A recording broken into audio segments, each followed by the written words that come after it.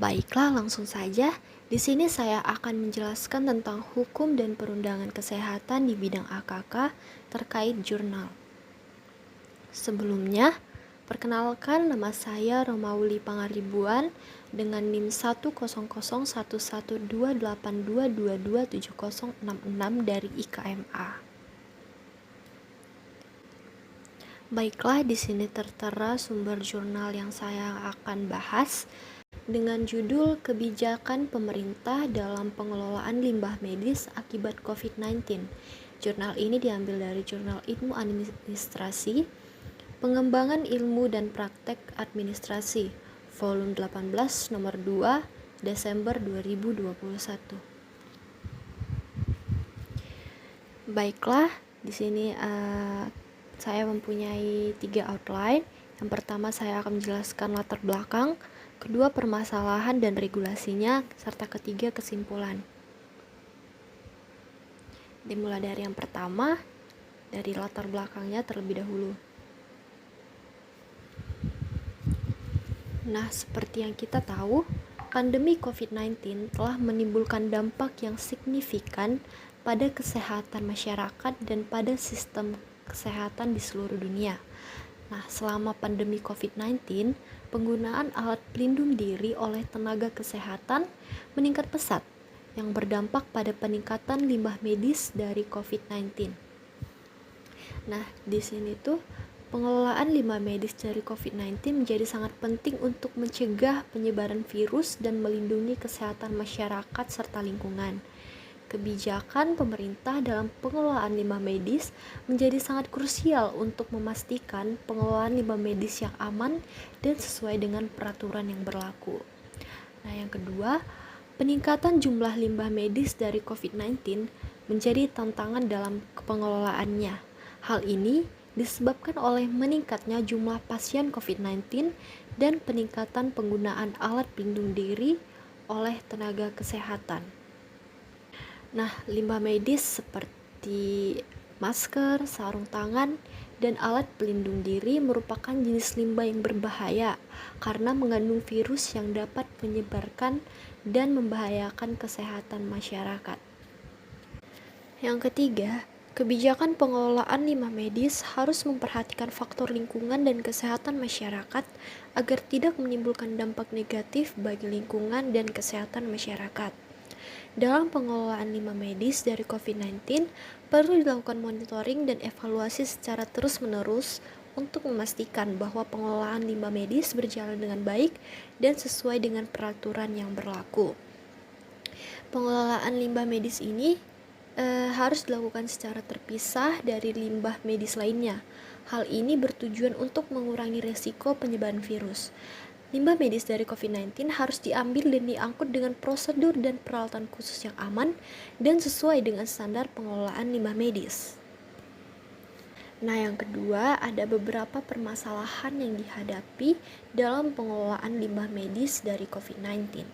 Yang pertama ialah keterbatasan sumber daya.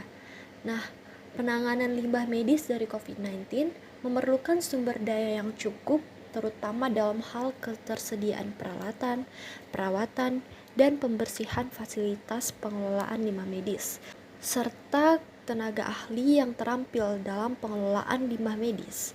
Keterbatasan sumber daya ini dapat menjadi kendala dalam pengelolaan limbah medis, terutama di daerah-daerah yang terbatas sumber dayanya. Yang kedua, kurangnya kesadaran masyarakat. Kesadaran masyarakat tentang pentingnya pengelolaan limbah medis yang aman dan sesuai peraturan masih rendah.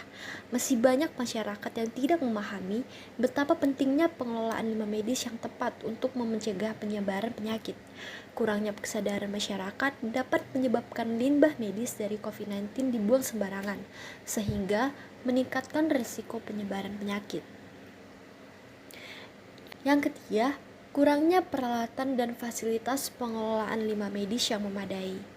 Nah, terdapat beberapa wilayah di Indonesia yang masih kurang fasilitas pengelolaan limbah medis yang memadai, terutama di daerah-daerah pedesaan atau terpencil.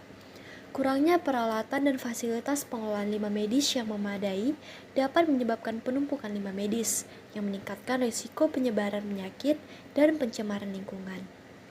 Yang keempat, kurangnya koordinasi antara instansi yang terkait. Kurangnya koordinasi antara instansi pemerintah yang terkait dalam pengelolaan limbah medis sehingga terkadang terjadi tumpang tindih tugas dan tanggung jawab antar instansi. Yang kelima, kurangnya perhatian dan regulasi yang memadai. Nah, masih kurangnya perhatian dan regulasi yang memadai dari pemerintah dalam pengelolaan limbah medis, sehingga terkadang terjadi kebijakan yang kurang sesuai dan tidak memperhatikan aspek lingkungan dan kesehatan masyarakat. Nah, permasalahan-permasalahan ini memerlukan upaya kolaboratif antara pemerintah, tenaga kesehatan, dan masyarakat untuk meningkatkan pengelolaan limbah medis dari COVID-19 yang aman dan sesuai peraturan yang berlaku. Nah, adapun kebijakan pemerintah dalam pengelolaan limbah medis yang pertama ialah perkuat peraturan terkait pengelolaan limbah medis. Pemerintah memperkuat peraturan terkait pengelolaan limbah medis dari COVID-19 untuk memastikan pengelolaan limbah medis yang aman dan sesuai dengan peraturan yang berlaku.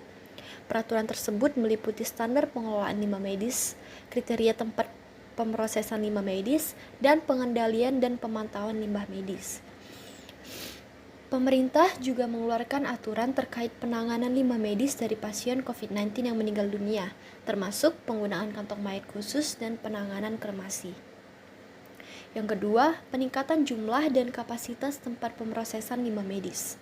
Pemerintah meningkatkan jumlah dan kapasitas tempat pemrosesan limbah medis untuk menangani peningkatan jumlah limbah medis dari COVID-19.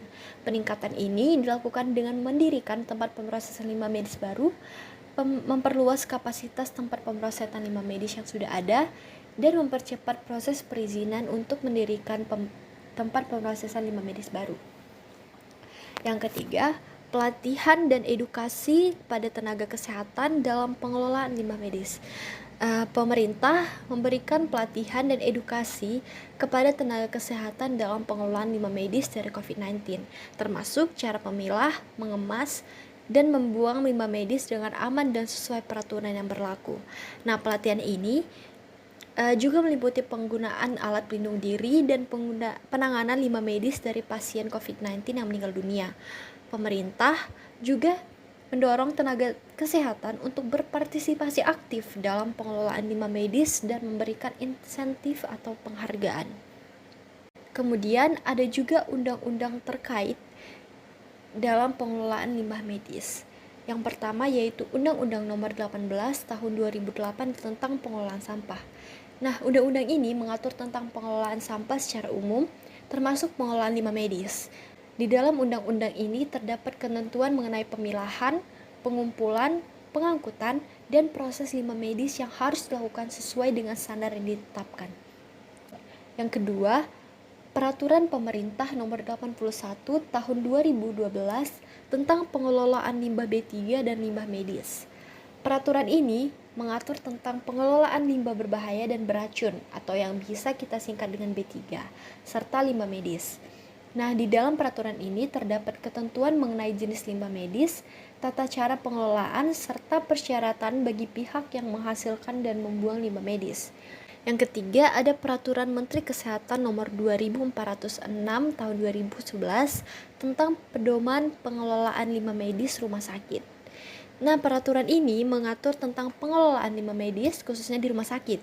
Di dalam peraturan ini terdapat ketentuan mengenai sumber limbah medis, tata cara pengelolaan limbah medis, dan persyaratan bagi rumah sakit dalam pengelolaan limbah medis. Undang-undang dan peraturan ini menjadi acuan bagi pemerintah, tenaga kesehatan, dan masyarakat dalam pengelolaan limbah medis, termasuk dalam menghadapi pandemi COVID-19. Nah, kesimpulan dari pemaparan tadi bisa kita dapatkan melalui 2 poin ini. Yang pertama, pentingnya kebijakan pemerintah dalam pengelolaan limbah medis dari COVID-19. Nah, pentingnya kebijakan pemerintah dalam pengelolaan limbah medis dari COVID-19 menunjukkan bahwa kebijakan pemerintah sangat penting dalam pengelolaan limbah medis dari COVID-19. Adanya kebijakan yang kuat dan efektif dapat mengurangi dampak negatif limbah medis pada lingkungan dan kesehatan masyarakat. Nah, selain itu, ada juga beberapa dampak positif dari kebijakan pemerintah. Yang pertama itu ada peningkatan jumlah dan kapasitas tempat pemrosesan limbah medis. Nah, kebijakan pemerintah yang kuat mendorong peningkatan jumlah dan kapasitas tempat pemrosesan limbah medis yang memadai, sehingga limbah medis dapat diolah dengan baik dan tidak mencemari lingkungan. Yang kedua, peningkatan kesadaran dan pelatihan bagi tenaga kesehatan dalam pengelolaan limbah medis. Dengan adanya kebijakan pemerintah, tenaga kesehatan menjadi lebih sadar akan pentingnya pengelolaan limbah medis yang benar dan mendapat pelatihan untuk melakukan hal tersebut. Hal ini akan mengurangi resiko penyebaran penyakit dan limbah medis yang tidak terkelola dengan baik. Yang ketiga, mendorong inovasi teknologi pengelolaan limbah medis. Kebijakan pemerintah dalam pengelolaan limbah medis dari COVID-19 juga dapat mendorong inovasi teknologi dalam pengelolaan limbah medis, sehingga limbah medis dapat diolah dengan lebih efektif dan efisien. Dampak-dampak positif dari kebijakan pemerintah tersebut dapat membantu mengurangi dampak negatif dari limbah medis pada lingkungan dan kesehatan masyarakat. Sekian pemaparan dari saya. Jika ada kurang ataupun kesalahan dalam penggunaan kata ataupun penulisan, saya mohon maaf. Sekian dan terima kasih.